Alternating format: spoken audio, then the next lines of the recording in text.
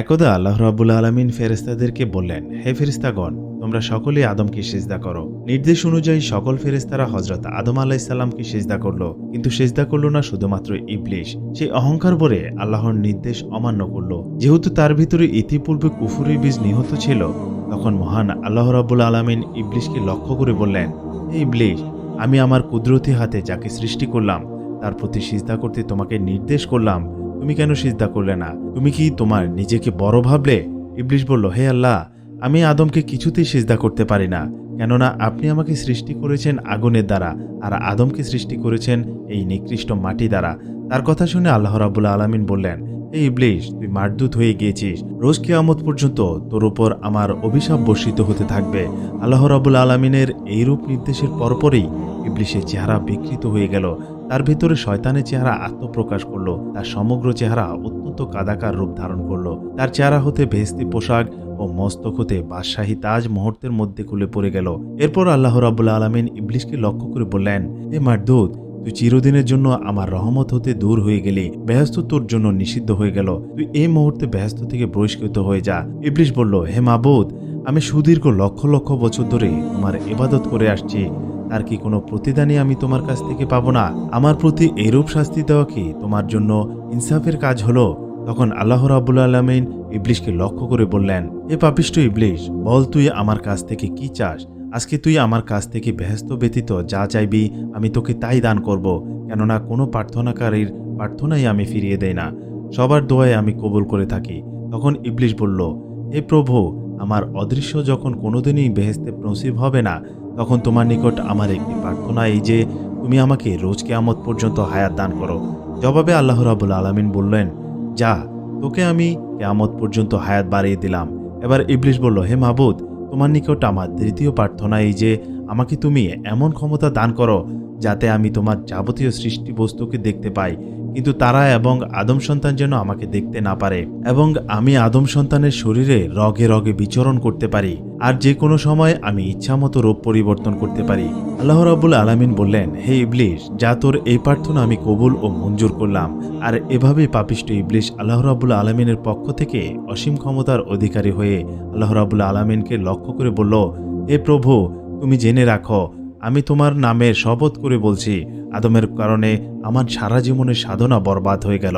আমি চিরদিন এর জন্য তোমার নিকট ঘৃণিত ও অভিশপ্ত হয়ে গেলাম। জীবনের পরম লক্ষ্য তথা তোমার সন্তুষ্টি ও বেহেশত বসবাস করাতে বঞ্চিত হলাম। সে আদমের প্রতি ও তার বংশধরের প্রতি এই চরম প্রতিশোধ না নিয়ে আমি কিছুতেই ছাড়ব না। আমি প্রতিজ্ঞা করলাম যে অবশ্যই যোগে যোগে আগত আদম সন্তানগুলিকে পথভ্রষ্ট করে আমার সঙ্গে আমি দোজখবাসী করে ছাড়ব। আল্লাহ রাব্বুল আলামিন বললেন, এ মারদূত, যারা আমার নির্দেশ মেনে চলবে এবং হকের উপর দৃঢ়ভাবে সুপ্রতিষ্ঠিত থাকবে, তাদেরকে তুই কোনোভাবেই পথভ্রষ্ট করতে সক্ষম হবি না। তবে যারা আমার অনুগত্য পরিত্যাগ করে তোর আনুগত্য করবে, নফসে আম্বারার পায়রবি করবে, তোর সঙ্গে আমি তাদেরকেও দোজখে নিক্ষেপ করব। আমি দোজখের অধরপর্তি করব। এই সময় আল্লাহ রাব্বুল আলামিনের নির্দেশে ফেরেশতাগণ ইবলিসকে গ্রেপ্তার করে বেহেশত থেকে বহিষ্কৃত করে দুনিয়ার সর্বাপেক্ষা গভীর সমুদ্রের নিম্নস্থলে তাকে নিক্ষেপ করল। আর সেই থেকেই সমুদ্রে ইবলিসের কার্য আঞ্জাম দেওয়ার জন্য দরবারে পরিণত হয়ে গেল। এদিকে আল্লাহ রাব্বুল আলামিন ফেরেশতাদেরকে নির্দেশ দিলেন, তোমরা আদমকে সর্বশ্রেষ্ঠ জান্নাতুল ফেরদাউসের বসবাসের ব্যবস্থা করে দাও। ফেরেশতারা আল্লাহ রাব্বুল আলামিনের নির্দেশ অনুযায়ী হযরত আদম আলাইহিস সালামকে সুখ ও শান্তি সর্ব রকমের ব্যবস্থা করে দিলেন। তার আর কোনরূপ অশান্তি ও দুঃখ রইল না। অপরন্ত নেয়ামত, আরাম, আয়েশ ও সুখ শান্তির মধ্যে হযরত আদম আলাইহিস সালাম বসবাস করতে লাগলেন। কিন্তু এটা চিরন্তন সত্য যে মানুষ যতই সুখ শান্তির মধ্যে অবস্থান করুক না কেন, সঙ্গী সাথী ছাড়া দীর্ঘদিন একাকী জীবনযাপন করা তার জন্য অশান্তিজনক হয়ে ওঠে। হযরত আদম আলাইহিস সালামের ক্ষেত্রেও ঠিক একই অবস্থা ঘটল, যার ফলে তিনি জান্নাতুল ফেরদাউসের অকল্পনীয় সুখ শান্তির মধ্য থেকেও কেমন যেন তার মধ্যে অশান্তি বিরাজ করতে লাগলো। মহান আল্লাহর নিকট হযরত আদম আলাইহিস সালামের এই অবস্থা গোপন রইল না। তাই তিনি ফেরেশতাগণকে লক্ষ্য করে বললেন, ওহে ফেরেশতাগণ, আমি আদমের জন্য একজন সঙ্গিনীকে সৃষ্টি করতে চাই, যাতে সে পরিপূর্ণ সুখ ও শান্তি লাভ করতে পারে। অতঃপর একদিন আল্লাহ রাব্বুল আলামিন হযরত আদম আলাইহিস সালামের চোখে গভীর নিদ্রার আমেজ বুলিয়ে দিলেন। সুতরাং তিনি গভীর নিদ্রায় ঢলে পড়লেন। এই নিদ্রা এতই গভীর ছিল যে নিদ্রার মধ্যে এক বিরাট কাণ্ড ঘটে গেল, কিন্তু হযরত আদম আলাইসাল্লামের কিছুই টের পেলেন না। হযরত আদম আলাইসাল্লাম যখন নিদ্রা মগ্ন ছিলেন তখন আল্লাহ রাব্বুল আলামিন ফেরেশতাদেরকে হুকুম দিলেন, এই ফেরেশতাগণ, তোমরা আদমের বাম দিক থেকে তার একটি পাঁজর বের করে নাও। ফেরেশতারা তখন আল্লাহ রাব্বুল আলামিনের নির্দেশ মতো আদম আলাইসাল্লামের বাম দিক থেকে একটি পাঁজর বের করে নিলেন এবং এই পাঁজরখানা আল্লাহ রাব্বুল আলামিনের সামনে উপস্থাপন করলেন। অতঃপর আল্লাহ রাব্বুল আলামিন সেই পাঁজর থেকে পরমা সুন্দরী একজন যুবতীকে সৃষ্টি করলেন এবং তাকে বেহেশতের উত্তম পোশাক দ্বারা সুসজ্জিত করলেন। এই পরমা সুন্দরীর নাম রাখা হলো হাওয়া। তাকে এই নামে নামকরণ করার কারণ ছিল কেননা আল্লাহ রাব্বুল আলামিন তাকে জীবিত একজন মানুষের পাঁজর থেকে সৃষ্টি করেছিলেন। এরপরে বিবি হাওয়াকে হযরত আদম আলাইসাল্লামের পাশে বসিয়ে রাখা হলো। অতঃপর আল্লাহ রাব্বুল আলামিন হযরত আদম আলাইসাল্লামের নিদ্রা ভঙ্গ করলেন। হযরত আদম আলাইসাল্লাম নিদ্রা থেকে জেগে দেখলেন তার পাশে একজন পরমা সুন্দরী যুবতী বসে রয়েছেন। তখন তার মনে প্রশ্ন জাগলো, কে এই সুন্দরী রমণী? এমন সুন্দর রমণী তো তিনি ইতিপূর্বে আর কখনই দেখেননি। তখন আল্লাহ রাব্বুল আলামিন হযরত আদম আলাইসাল্লামকে লক্ষ্য করে বললেন, এ আদম, আমি তোমার মনের অশান্তিকে দূর করার জন্য তোমার জন্যই তোমার একজন সঙ্গিনীকে সৃষ্টি করেছি। এই রমণী তোমার জীবনে চিরসঙ্গিনী এবং তোমার সুখ দুঃখ সমভাগিনী হবে। যেহেতু আল্লাহ রাব্বুল আলামিন স্বভাবতই পুরুষদের মাঝে মহিলাদের প্রতি একটি আকর্ষণ সৃষ্টি করে দিয়েছিলেন, তাই সেই কারণে হযরত আদম আলাইসাল্লাম হাওয়া আলাইসাল্লামের প্রতি পুনঃই আসক্ত হয়ে পড়লেন এবং তিনি নিজের হাত বাড়িয়ে হযরত হাওয়া আলাইসাল্লামকে স্পর্শ করতে উদ্যুত হলেন। এমনই মুহূর্তে আল্লাহ রাব্বুল আলামিন তরফ থেকে সতর্ক বাণী উচ্চারিত হলো, হে আদম, তুমি হাওয়াকে স্পর্শ করা থেকে বিরত থাকো। বিবাহর পূর্বে তুমি হাওয়াকে স্পর্শ করবে না, এটা তোমার জন্য জায়েজ হবে না। আল্লাহ রাব্বুল আলামিনের বাণী শ্রবণ করে হযরত আদম আলাইসাল্লাম বললেন, হে মাবুদ, তবে আপনি তার সঙ্গে আমার বিবাহ পড়িয়ে দিন। অতঃপর স্বয়ং আল্লাহ রাব্বুল আলামিন বিবি হাওয়ার বিবাহ পড়িয়ে দিলেন। এই বিবাহ অনুষ্ঠানে জমিন এবং আসমানের সমস্ত ফেরেশতারা জামায়াতে হয়ে আনন্দ উৎসবে লিপ্ত হয়েছিল। বিবাহর খুতবাও স্বয়ং আল্লাহ রাব্বুল আলামিন পাঠ করেছিলেন। এই খুতবাও তিনি নিজের বুজুর্গি কুদরত ও অসীম ক্ষমতার কথা উল্লেখ করেছিলেন এবং তার সৃষ্টির রহস্য ও সৃষ্টি জগতের মূল উসিলা হযরত মুহাম্মদ মুস্তাফা সাল্লাল্লাহু আলাইহি সাল্লামের বর্ণনা দিয়েছিলেন। হযরত আদম ও হযরত হাওয়া আলাইসাল্লামের বিবাহ সম্পূর্ণ হওয়ার পর হযরত আদম আলাইসাল্লাম বিবি হাওয়া আলাইসাল্লামের প্রতি অধিকতর আসক্ত হয়ে পড়লেন। এরপর পুনরায় তিনি তাকে স্পর্শ করার জন্য উদ্বুদ্ধ হলেন। সঙ্গে সঙ্গে আল্লাহ রাব্বুল আলামিনের পক্ষ থেকে আওয়াজ আসলো, হে আদম, আগে তুমি বিবি হাওয়ার মহারানা আদায় করে নাও। মহারানা আদায় করার পূর্বে সে তোমার জন্য বৈধ ও হালাল হবে না। একথা শুনে হযরত আদম আলাইসাল্লাম বললেন, হে মাবুদ, এই বিশ্বজগতের সমস্ত কিছুর মালিকই তো আপনি, সবকিছুই তো আপনার মালিকানাধীন রয়েছে। আমার তো কোনো মাল সম্পদ নেই, আমি কি দিয়ে তার মহারানা আদায় করব? তখন আল্লাহ রাব্বুল আলামিন ইরশাদ করলেন, হে আদম, তুমি আমার হাবিব সাল্লাল্লাহু আলাইহি সাল্লামের প্রতি 10 বার দুরূদ শরীফ পাঠ করো এবং তার উপর বকশিশ করে দাও, তাতেই তোমার মহারানা আদায় হয়ে যাবে। আল্লাহ রাব্বুল আলামিনের এই কথা শুনে হযরত আদম আলাইসাল্লামের মনে একটি প্রশ্ন উদিত হলো যে, যার প্রতি আমাকে দুরূদ পাঠ করার কথা নির্দেশ করা হলো তার পরিচয় সম্পর্কিত আমি অবগত নই। সে কি আমার বংশধরের মধ্যে কোনো ব্যক্তি হবে নাকি অন্য কোনো জাতির মধ্যে থাকে? সে কোনো ব্যক্তি এরূপ ভাবনার উদয় হওয়া মাত্রই আল্লাহর হাবিব সাল্লাল্লাহু আলাইহি সাল্লামকে একটিবার দেখার জন্য হযরত আদম আলাইসাল্লামের মনে প্রবল আগ্রহ জন্মালো। এরপর তিনি আল্লাহ রাব্বুল আলামিনের দরবারে প্রার্থনা জানালেন, হে আল্লাহ, আমি তোমার সেই মহান বান্দাকে দেখতে চাই যার প্রতি তুমি আমাকে দুরূদ পাঠ করার জন্য বলেছ।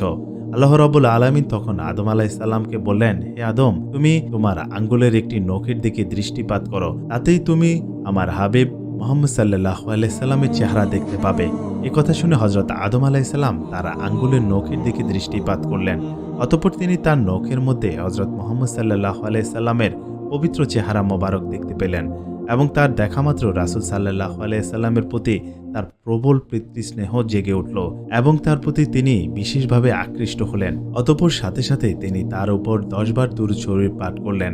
তখন আল্লাহ রাব্বুল আলামিন ইরশাদ করলেন, হে আদম, তুমি যে একান্ত ও ভক্তি বিশ্বাসের সাথে 10 বার আমার হাবিবের প্রতি দুরূদ শরীফ পাঠ করলে, তার ফলে আমি তোমার জন্য বিবি হাওয়াকে বৈধ করে দিলাম এবং তোমার মর্যাদা ও মর্তবা অনেক গুণ বৃদ্ধি করে দিলাম। তাই তুমি এবং তোমার স্ত্রী বেহেশতে বসবাস করো এবং তোমরা যা খুশি তা আহার করো। বেহেশতে সবকিছুই তোমাদের জন্য হালাল করে দিলাম। অতঃপর আল্লাহ রাব্বুল আলামিন হযরত আদম আলাইহিসসালামকে গন্ধম গাছের দিকে ইঙ্গিত করে বললেন, হে আদম, তুমি এবং তোমার স্ত্রী বেহেশতে অবস্থিত করো এবং তোমরা বেহেশতে হতে স্বাচ্ছন্দ্যে যা ইচ্ছা তা ভক্ষণ করো, কিন্তু তোমরা ওই বৃক্ষের নিকটবর্তী হইও না। যদি তোমরা সেই বৃক্ষটির নিকটবর্তী হও তাহলে তোমরা ক্ষতিগ্রস্তের অন্তর্ভুক্ত হয়ে যাবে। হযরত আদম আলাইহিসসালাম বললেন, হে মাবুদ, আমরা পুরোপুরিভাবে আপনার আদেশ পালন করব। আপনার অসীম অনুগ্রহে আমরা জান্নাতে অফুরন্ত নেয়ামত লাভ করেছি এবং এখানে আমাদের এত সুখ শান্তি নসিব হয়েছে, তাতে ওই একটি মাত্র বৃক্ষের ফল ভক্ষণ না করলে আমাদের কি এমন আসে যায়? আর সেই বৃক্ষের ফল ভক্ষণ করে আমরা কেনই বা আপনার আদেশ অমান্য করব? এতে কি আমাদের জন্য কোনো উপকার রয়েছে? তখন আল্লাহ রাব্বুল আলামিন বললেন, হে আদম, ওই বৃক্ষটির ফল না খেলে তোমাদের কোনোই ক্ষতি হবে না, কিন্তু যদি তোমরা তার ফল ভক্ষণ করে ফেলো তাহলে তোমরা এমন ক্ষতির সম্মুখীন হবে যা কোনো কিছুর দ্বারাই পূরণ করা যাবে না। আল্লাহ তাআলার এইরূপ নির্দেশ অনুযায়ী হযরত আদম আলাইহিসসালাম ও বিবি হাওয়া আলাইহিসসালাম পরম সুখী শান্তিতে বসবাস করতে লাগলেন। কিন্তু তাদের এই সুখ ও শান্তিময় জীবন দেখে ইবলিস জ্বলে ফুরে ছারখার হয়ে যেতে লাগলো, কারণ তার মনে সর্বদাই আদম আলাইহিসসালামের প্রতি হিংসা কাজ করত।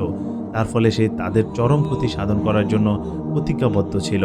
তাই সে সর্বদাই এই চিন্তা মগ্ন ছিল যে কি করে শীঘ্রই তাদেরকে বেহেশত থেকে বহিষ্কার করা যায়। ইবলিসকে যদিও বেহেশত থেকে বাইরে বের করে দেওয়া হয়েছিল, তথাপি সেই সপ্ত আসমান পর্যন্ত সর্বদাই অবাক গতিতে বিচরণ করতে পারত। সুতরাং সে সপ্ত আসমান অতিক্রম করে একবারে বেহেশতের দরজা পর্যন্ত উপনীত হতে পারত এবং ঘন ঘন সেই বেহেশতের দরজাতে যাতায়াত করতে থাকত, কিন্তু সে বেহেশতের ভিতরে কোনো ক্রমেই প্রবেশ করতে পারছিল না। তাই ইবলিস এই আশায় বুক বাঁধল যে যদি সে বেহেশতের বাইরে থেকে কোনো রকমের হযরত আদম আলাইহিসসালাম ও বিবি হাওয়াকে দেখতে পায় তাহলে তাদেরকে মিথ্যা প্রলোভন দেখিয়ে ধোঁকা দেওয়া মোটেও কঠিন কাজ হবে না। এ আশা বশবর্তী হয়ে ইবলিস বেহেশতের দরজায় বসে থাকল এবং একাধারে দীর্ঘদিন সেই এভাবে কাটিয়ে দিল। কিন্তু এই সুদীর্ঘ সময়ের মধ্যে একটি বারের জন্য হযরত আদম আলাইহিসসালাম ও বিবি হাওয়া আলাইহিসসালামের সাথে তার সাক্ষাৎ হলো না। এভাবে আরও কিছুদিন অতিবাহিত হওয়ার পর একদা ইবলিস বেহেশতের দরজায় একটি ময়ূরকে দেখতে পেল। ময়ূর তাকে জিজ্ঞাসা করলো, তুমি কে এবং তুমি কেন এমনভাবে এখানে বসে রয়েছ? ইবলিস বলল, আমি আল্লাহ তাআলার জনৈক ফেরেশতা। আল্লাহর ইবাদত বন্দেগী ছাড়া আমার আর কোনো কাজ নেই। তবে অন্যান্য ফেরেশতাদের নিকট শুনেছি যে আল্লাহ রাব্বুল আলামিন তার নেককার বান্দাদের জন্য বেহেশত নামক এক অপূর্ব স্থানটি নির্মাণ করে রেখেছেন। এর অভ্যন্তর ভাগের অফুরন্ত সৌন্দর্য, এর অমূল্য অফুরন্ত নেয়ামত সমূহ এমনই বৈচিত্র্য ও বিস্ময়কর যা একেবারে চোখে না দেখলে তার সম্পর্কে কল্পনাও করা সম্ভব নয়। ফেরেশতাদের মুখে বেহেশতের রূপ বর্ণনা শুনে আমি বেহেশতের অভ্যন্তরের একটি বার চোখে দেখার জন্য আজ সুদীর্ঘ কাল ধরে আমি এখানে বসে আছি এবং আমি এই আশায় বুক বেঁধে আছি যে দেখি কোনো দয়ালু বেহেশতবাসী আমার এই মনের আশা পূরণ করার জন্য সুদীর্ঘ কাল পরেও একটিবার বেহেশতের ভিতরে প্রবেশ করায় কিনা। ওহে ময়ূর, তুমি কি আমার এই মনের সুপ্ত বাসনা পূর্ণ করবে? ময়ূর উত্তর দিল, না জনাব, আমার দ্বারা কোনো মতেই তা করা সম্ভব নয়, কেননা বাহির থেকে কাউকে বেহেশতের অভ্যন্তর প্রবেশে করানোর সম্পূর্ণ নিষেধ। অতএব আমার এমন সাধ্য নেই যে আমি তোমাকে বেহেশতের ভিতরে নিয়ে যাব। ইবলিস তখন অনেক অনুনয় বিনয় করে বলল, হে দয়া বেহেশতবাসী, আমাকে একটিবারের জন্য হলেও বেহেশতের অভ্যন্তরে নিয়ে চলুন। কিন্তু ময়ূর কিছুতেই তার কথা শুনল না। তখন ইবলিস একটি ছলনার দ্বারা নিজের কার্য উদ্ধার করার আকাঙ্ক্ষা ময়ূরকে বলল, ময়ূর, তুমি যদি আমার মনের বাসনা পূর্ণ করো তাহলে তোমাকে আমি আমার জানা এমন 3টি দোয়া শিক্ষা দেব যার ফলে তুমি 3টি অমূল্য বস্তু লাভ করবে। তার প্রথমটি হলো এই যে সারা জীবন তুমি কখনো বৃদ্ধ হবে না। দ্বিতীয়টি এই যে তুমি চিরদিনের জন্য অমর হয়ে থাকবে, কোনোদিনও তোমার মৃত্যু ঘটবে না। আর তৃতীয় বস্তুটি হলো অনন্তর জীবন তুমি বেহেশতেই অবস্থান করতে পারবে, কোনোদিনও তোমাকে বেহেশত থেকে বহিষ্কৃত হতে হবে না। ময়ূর এই 3টি বস্তু লাভের জন্য অনেক প্রলুব্ধ হলো, তারপরেও সে একাকী ইবলিসকে বেহেশতে প্রবেশ করাতে সাহস পেল না।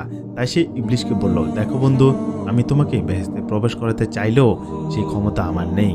তবে আমার একটি বন্ধু আছে যে ইচ্ছা করলেই তোমাকে বেহেশতে প্রবেশ করাতে পারবে। তুমি এখানে একটু অপেক্ষা করো, আমি চেষ্টা করে দেখি আমার সেই বন্ধু তোমার এই ইচ্ছা পূরণ করতে রাজি হয় কিনা। অতঃপর ময়ূর সাপের নিকট উপস্থিত হয়ে বলল, বন্ধু, বেহেশতের দরজায় একজন ফেরেশতা বসে আছে, তার মনে একটিবার মাত্র বেহেশত দর্শনেরই বরণ বাসনা। এই ব্যাপারে সে আমার নিকট অনেক কাকুতি মিনতি করছে। তুমি যদি অনুগ্রহ করে তার এই মনোবাসনা পূরণ করতে সাহায্য করো তাহলে সে আমাদেরকে এমন 3টি দোয়া শিক্ষা দেবে যার দ্বারা আমরা 3টি অমূল্য ও দুষ্প্রাপ্য বস্তু করতে পারবো। এই কথা বলে ময়ূর সাপকে ইবলিশের প্রতিশ্রুতি সেই 3টি বস্তুর কথা শুনিয়ে দিল। ময়ূরের কথা শুনে সাপও প্রলুব্ধ হয়ে উঠল। অতঃপর সে বেহেশতের দরজায় এসে ইবলিশকে লক্ষ্য করে বলল, কি হে বন্ধু, তুমি নাকি বেহেশতে প্রবেশ করতে চাও এবং তার বিনিময়ে 3টি মূল্যবান দোয়া শিখিয়ে দিবে? যদি তাই হয় তবে আগে দোয়া 3টি শিখিয়ে তারপর আমি তোমাকে বেহেশতে প্রবেশের ব্যবস্থা করে দেব। ইবলিশ বলল, আমি শপথ করে বলছি, তুমি আমাকে বেহেশতে প্রবেশ করিয়ে দিলে তার বদলে আমি সেই দোয়া 3টি তোমাদেরকে শিখিয়ে দেব। কিছুতেই এর অন্যথা করব না। আগে বেহেশতের অপূর্ব সৌন্দর্য রাশি দর্শন করে আমার চক্ষুদয়কে শীতল করি, তারপর আমি তোমাদেরকে দোয়া 3টি শিক্ষা দেব। তোমরা আমার প্রতি কোনো রকমের সন্দেহ করিও না। তখন সাপ বলল, বাহির থেকে কাউকেই বেহেশতের মধ্যে নিয়ে যাবার অনুমতি নেই। তবে তুমি যদি বেহেশত দর্শনের একান্তই বাসনা করো তবে এই কাজ গোপনে ও সাবধানে করতে হবে। প্রকাশ্যে কিছুই করা সম্ভব নয়, কেননা এই ঘটনা প্রকাশ পেলে আমার আর রক্ষা থাকবে না। আমাকে চরম শাস্তি ভোগ করতে হবে। তুমি এক কাজ করো, আমি মুখে হা করছি, তুমি আমার মুখের মধ্যে প্রবেশ করে বসে থাকো। এরপর সাপটি তার মুখ হা করল আর ইবলিশ সাপের মুখের মধ্যে ঢুকে বসে থাকলো। অতঃপর ময়ূরটি সাপটিকে বেহেশতে অভ্যন্তরে গন্ধম বৃক্ষের নিকট পৌঁছে দিল। এরপর ইবলিশ সাপের মুখ থেকে বের হয়ে ফেরেশতাদের ভেষ ধারণ করল এবং করুণ সুরে কাঁদতে লাগলো। সাপ ও ময়ূর নিজেদের কার্য সমাধান করে সেখান থেকে দ্রুত সরে পড়ল। ইবলিশের নিকট থেকে দোয়া শেখার সাহস তাদের আর হলো না, কারণ তাদের ভয় হচ্ছিল তাদের এই কাজটি যদি কোনোভাবে প্রকাশ পেয়ে যায় তাহলে তাদেরও কঠিন শাস্তি পেতে হবে। ইবলিশের কান্না শুনে বেহেশতের সকলেই তার কাছে এসে সমবেত হলো, এমনকি বিবি হাওয়াও সেখানে এসে উপস্থিত হলেন। অতঃপর হযরত হাওয়া আলাইহিসসালাম ইবলিশকে জিজ্ঞাসা করলেন, হে আল্লাহর বান্দা, তুমি এভাবে কাঁদছো কেন? ইবলিশ বলল, আমি তোমাদের পরিণামের কথা ভেবেই কাঁদছি। আল্লাহ তাআলা শীঘ্রই তোমাকে ও তোমার স্বামীকে বেহেশত থেকে বের করে পৃথিবী নামক এক নীরস ও অশান্তিপূর্ণ স্থানে প্রেরণ করবেন। একথা আরশে আজিমের লিপিবদ্ধ রয়েছে। পৃথিবীতে প্রেরণের ব্যাপারটি পক্ষান্তরে শাস্তি ভোগের শামিল। সেখানে ক্ষুধা, দারিদ্রতা, পীড়া, দুঃখ, পরিশ্রম ও শাস্তি বিরাজমান। সেখানে পরিশ্রম করে খাদ্য জন্মাতে হবে। খাদ্য জন্মাতে ব্যর্থ হলে ক্ষুধার যন্ত্রণায় অস্থির হতে হবে। সেখানে তোমাদের অসংখ্য সন্তানাদির জন্ম নেবে। তাদের মধ্যে সর্বদাই ঝগড়া বিবাদ লেগেই থাকবে। খারাপি নিত্য নৈমিত্তিক ব্যাপার হয়ে উঠবে। রৌদ্র বৃষ্টির মধ্যে দিন গুজারান করতে হবে। আল্লাহ তাআলা শতবার ডেকেও তার সাক্ষাৎ লাভ করতে পারবে না। তিনি সহজে বনি আদমের কোনো দাবি পূরণ করবেন না। মানুষ জন্ম থেকে মৃত্যু পর্যন্ত অবিরাম পরিশ্রম করেও নিজের পেটের আহার সংগ্রহ করতে সক্ষম হবে না। তখন মানুষ অন্যায় ও অসৎ পথ গ্রহণ করতে বাধ্য হবে। এক কথায় চোখের যন্ত্রণার চেয়ে দুনিয়ার কোনো অংশে কম নয়। সে ভয়াবহ কষ্টকর পৃথিবীতে গিয়ে তোমরা শুধু দিবারাত্র চোখের পানি ফেলে কাঁদবে আর কাঁদবে, কিন্তু তাতেও তোমাদের দুঃখের অবসান হবে না। আমি তোমাদেরকে সেই দুঃখময় জীবনের কথা ভেবেই কাঁদছি। হযরত হাওয়া আলাইহিসসালাম তখন শয়তানকে জিজ্ঞাসা করলেন, তোমার কথা যে সত্য তার প্রমাণ কি? শয়তান বলল, আমি আল্লাহর নামে কসম করে বলছি, আমি এক বিন্দুও মিথ্যা কথা বলিনি। যদি আমি মিথ্যা কথা বলি তবে যেন আমার উপর আল্লাহ তাআলা ও ফেরেশতাগণদের লানত বর্ষিত হয়। বিবি হাওয়ার নারী সুলভ মন, তাই শয়তানের এরূপ কথাগুলোতে তার মন কিছুটা আকৃষ্ট হলো। এবার সে জিজ্ঞাসা করল, তবে পৃথিবীর এই নির্বাসন থেকে মুক্তির উপায় কি? শয়তান বলল, এর একটি উত্তম উপায় রয়েছে, তবে তোমরা সেই উপায় গ্রহণ করবে কিনা তা আমার জানা নেই। বিবি হাওয়া বললেন, তুমি বলো, অবশ্যই আমরা সেটা গ্রহণ করব। তখন ইবলিশ গন্ধম গাছের দিকে ইঙ্গিত করে বলল, ওই যে একটি গাছ দেখছো, ওইটার একটা ফল খেতে পারলেই তোমরা বেহেশতে স্থায়ীভাবে বসবাস করতে সক্ষম হবে। কোনোদিনই আর তোমাদেরকে পৃথিবীতে যেতে হবে না। বেহেশতের আরাম আয়েশ তোমাদের জন্য সার্বক্ষণিক বাধ্যতামূলক হয়ে থাকবে। বিবি হাওয়া বললেন, ওই গাছের ফল খেতে তো আল্লাহ তাআলা আমাদেরকে বারণ করেছেন, তাহলে এটা কিভাবে সম্ভব? শয়তান বলল, আল্লাহ তাআলা তো দয়ার সাগর, তিনি অপরাধীদের অপরাধ ক্ষমা করে থাকেন। এই জন্য তার এক নাম গফুর, তিনি তার নামের মাহাত্ম্য বজায় রাখবেন বলে ওয়াদা করেছেন। অতএব আল্লাহ তাআলার করুণার প্রাপ্তির বিষয়ে তোমাদের কোনো ভাবনা চিন্তার প্রয়োজন নেই। আমি মনে করি তোমরা যদি এই ফল ভক্ষণ করার পর আল্লাহ রাব্বুল আলামিনের কাছে ক্ষমা প্রার্থনা করো তাহলে তোমাদেরকে তিনি ক্ষমা করে দেবেন। এতে তোমরা আল্লাহ তাআলার ক্ষমাও পেয়ে যাবে এবং বেহেশতে চিরদিনের জন্য বসবাস করতে পারবে। এখন ভেবে দেখো তুমি কি করবে। ইবলিশের এইরূপ কথা হযরত হাওয়া আলাইহিসসালাম বিশ্বাস করে নিলেন। তখন তিনি উক্ত গাছটির নিচে গিয়ে 3টি ফল ছিঁড়ে হাতে নিলেন। অতঃপর তিনি একটি ফলের খোসা ছাড়িয়ে দেখতে পেলেন তাতে ফোঁটা ফোঁটা রক্ত দেখা যাচ্ছে। এই রক্ত সম্পর্কে হযরত মুয়াজ রাদিয়াল্লাহু তাআলা আনহু বলেছেন, বিবি হাওয়া হাতে গন্ধমের রক্ত দেখার অন্তর্নিহিত কারণ ছিল সকল নারীর প্রতি মাসে একবার রক্ত দেখার সময় বাধ্যতামূলক করে দেওয়া হবে। অতঃপর তিনি ফলগুলো হাতে নিয়ে হযরত আদম আলাইহিসসালামের সিংহাসনের নিকট পৌঁছে গেলেন। হযরত আদম আলাইহিসসালাম তখন বিবি হাওয়াকে জিজ্ঞাসা করলেন, তোমাকে এতটা মলিন দেখাচ্ছে কেন এবং তোমার শরীরে সেই সুগন্ধি বা কই গেল?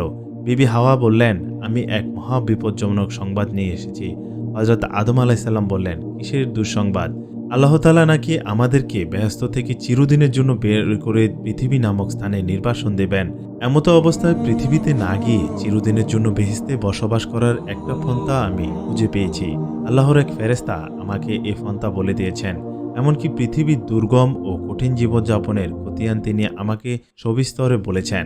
অতঃপর যখন আমি তার কাছে এর প্রতিকার জানতে চাইলাম, তখন সে একটি ফল দেখিয়ে আমাকে বলেছেন, যদি তুমি এটা ভক্ষণ করতে পারো তাহলে তোমাদের চিরস্থায়ীভাবে বেহেশতে থাকতে পারবে। হযরত আদম আলাইহিসসালাম বিবি হাওয়া আলাইহিসসালামের কথা শুনে বললেন, এটা কি সেই নিষিদ্ধ গাছের ফল যেটা ভক্ষণ করতে আল্লাহ রাব্বুল আলামিন বারবার নিষেধ করেছেন? হযরত হাওয়া আলাইহিসসালাম বললেন, জি, এটা সেই গাছেরই ফল। তখন হযরত আদম আলাইহিসসালাম বললেন, আমি কখনোই আল্লাহ রাব্বুল আলামিনের নির্দেশ অমান্য করে এই ফল ভক্ষণ করতে পারবো না। তুমি আমার সাথে দ্বিতীয়বার আর এই ব্যাপারে কোনো কথা বলবে না। এখন এখান থেকে চলে যাও। অতঃপর হযরত আদম আলাইহিসসালাম আল্লাহ তাআলার আদেশ লঙ্ঘনের ভয়ে তার সিংহাসনকে হুকুম দিলেন অন্যত্র চলে যাওয়ার জন্য। সাথে সাথে তার সিংহাসন হাজার হাজার মাইল অতিক্রম করে অনেক দূরে চলে গেল।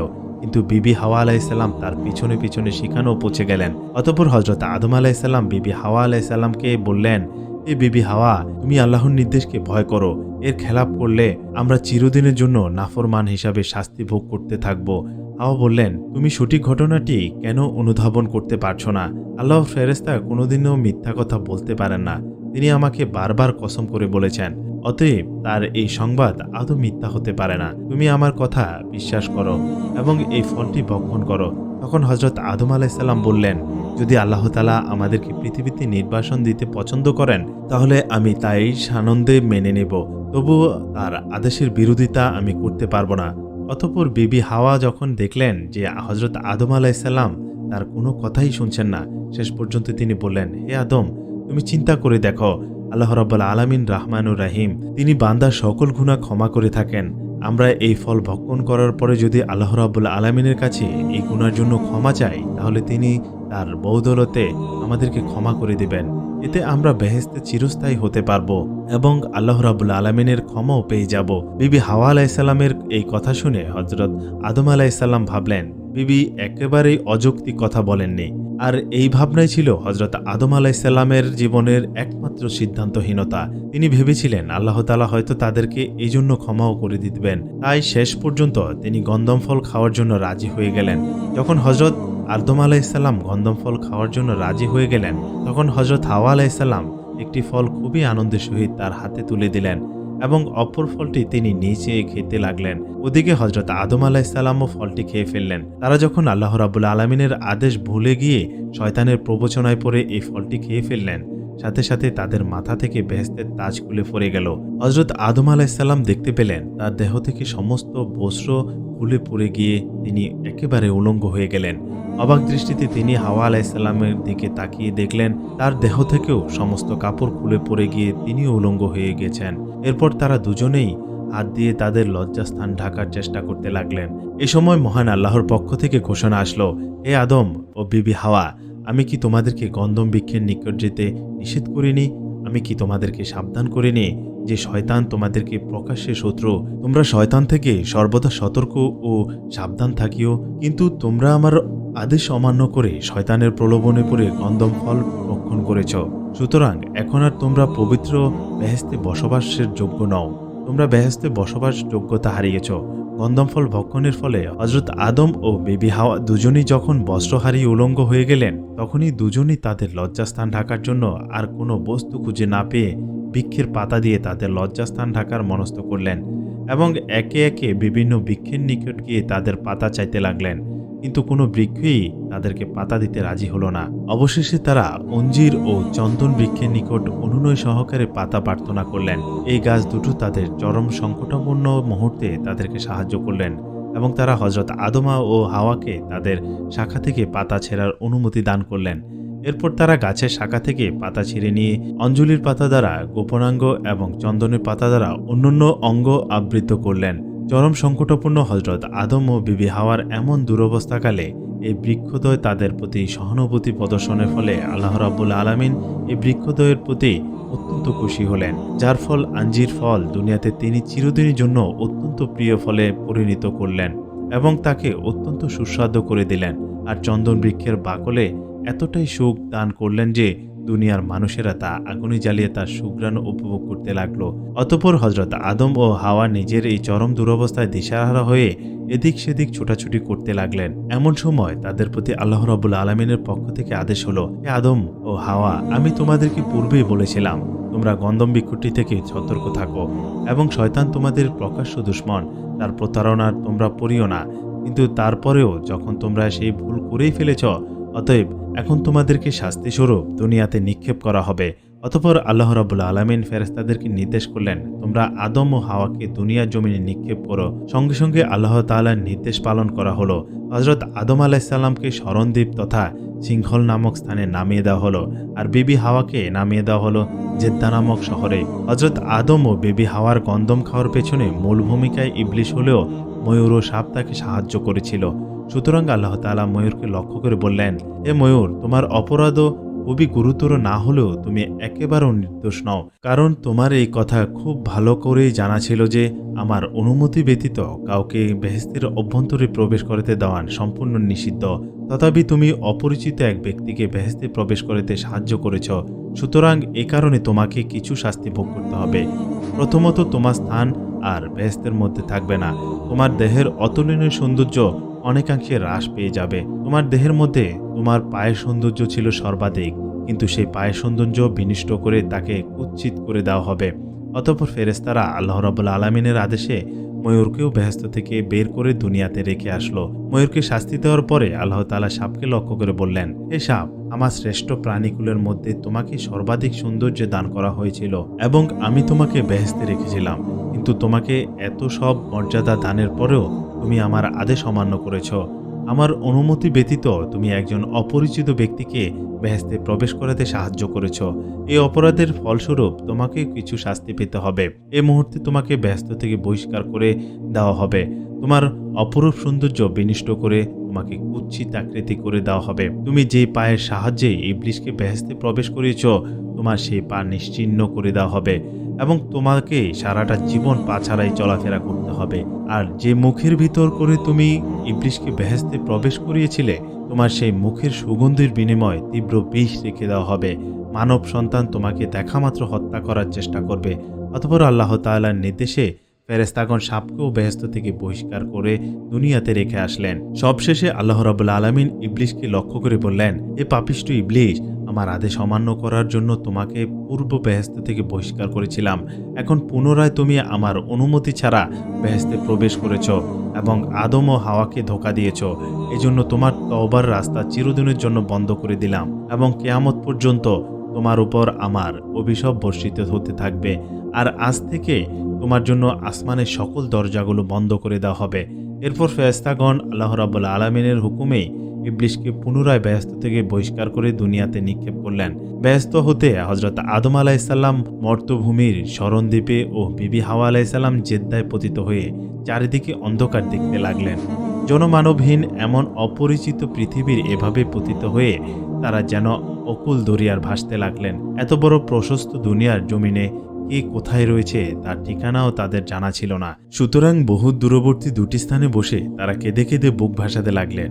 হযরত আদম আলাইহিস সালাম শরণদ্বীপে কাঁদছিলেন, অপরদিকে জেদ্দায় বসে বিবি হাওয়া আলাইহিস সালাম একইভাবে ক্রন্দন করছিলেন। কোনো কোনো রেওয়াতে পাওয়া যায় হযরত আদম ও বিবি হাওয়া আলাইহিস সালাম ওইরূপ একাধারে নির্বচ্ছিন্নভাবে ৩০০ বছর ক্রন্দন করেছিলেন। এমন অবস্থায় প্রায় ৩০০ বছর অতিবাহিত হলো।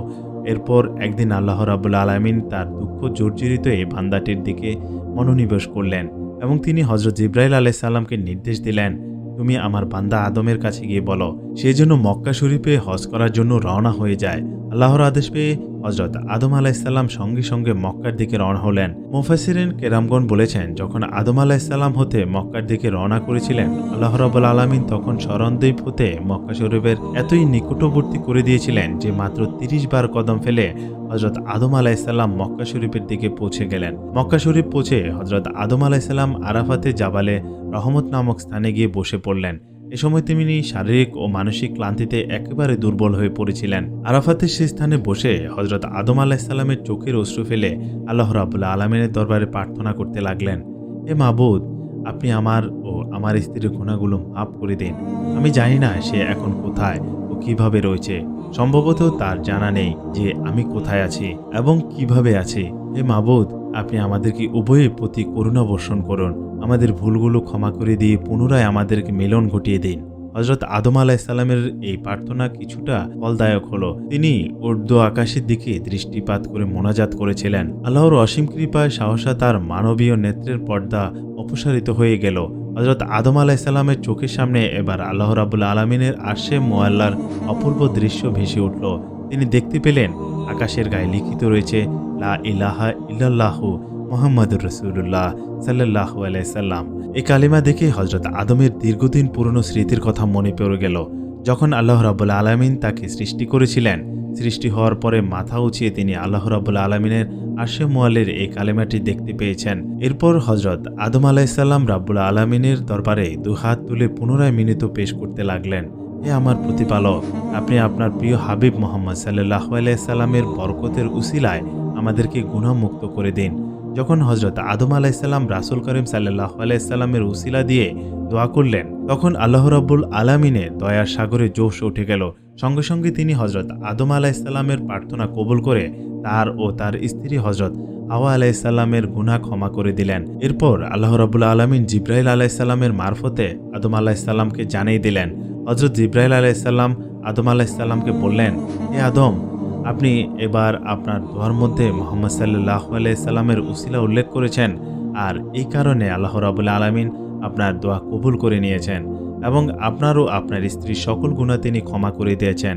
এই দোয়া যদি আপনি গুনাহ করার পরেও বেহেশতে থাকতেই করতেন, তাহলে আল্লাহ রাব্বুল আলামিন সেখানেই আপনাদের গুনাহ ক্ষমা করে দিতেন। আপনাদের আর দুনিয়াতে আসার প্রয়োজন হতো না। তখন হযরত আদম আলাইহিস সালাম বললেন, হে জিবরাইল, এতদিন আমি ওই কালিমাটি এমনভাবে বিস্মিত হয়ে গিয়েছিলাম যে আমি কিছুতেই তার কথা মনে রাখতে পারছিলাম না, কিন্তু আজ হঠাৎ আল্লাহ রাব্বুল আলামিন মেহেরবানিতে আমার সেই কালিমার কথা মনে পড়ে যায় এবং আমি সেই কালিমার উসিলা দিয়ে আল্লাহ রাব্বুল আলামিনের কাছে দোয়া করলাম। ফেরেশতা জিবরাইল আলাইহিস সালামের সাথে হযরত আদম আলাইহিস সালামের এরূপ কথোপকথন চলছিল। হঠাৎ হযরত আদম আলাইহিস সালামের চোখে দৃষ্টি দূরের একটি প্রান্তরের দিকে পড়ল। তিনি দেখতে পেলেন জেদ্দার দিক থেকে বিবি হাওয়া ধীরে ধীরে তার দিকে এগিয়ে আসছেন। এ দৃশ্যে অবলোকন করে হযরত আদম আলাইহিস সালাম আর বসে থাকতে পারলেন না। তিনি দ্রুত এগিয়ে আগমনরত বিবি হাওয়াকে জড়িয়ে ধরে আকুলভাবে কাঁদতে লাগলেন। বিবি হাওয়াও দীর্ঘকাল পরে এভাবে স্বামীকে ফিরে পেয়ে অবোধ শিশুর মতো পুপিয়ে পুপিয়ে কাঁদতে লাগলেন। সুদীর্ঘ ৩০০ বছরের বিচ্ছেদে এরপর স্বামী স্ত্রী এভাবে সাক্ষাৎ বা মিলন লাভের এ অপূর্ব দৃশ্যের সত্যি বুঝি নজির মেলা ভার। হযরত আদম আলাইহিস সালাম ও বিবি হাওয়া আলাইহিস সালামের ক্রন্দন যেন কিছুতেই থামছে না। তাদের এই কান্নার দৃশ্য জমিন ও আসমানের অসংখ্য ফেরেশতা অবলোকন করছিল। তারা সকলেই তাদের কান্নার সাথে সামিল হলো এবং আল্লাহ রাব্বুল আলামিন দরবারে শুকরিয়া আদায় করলো। দীর্ঘকাল পরে হযরত আদম আলাইহিস সালাম ও বিবি হাওয়া যে স্থানে সাক্ষাৎ হয়েছিল, সেই স্থানকে আমরা বর্তমানে আরাফাতের ময়দান বলে চিনি। সুপ্রিয় দর্শক, আপনাদের এই ঘটনাটি কেমন লাগলো অবশ্যই কমেন্ট করে জানাবেন।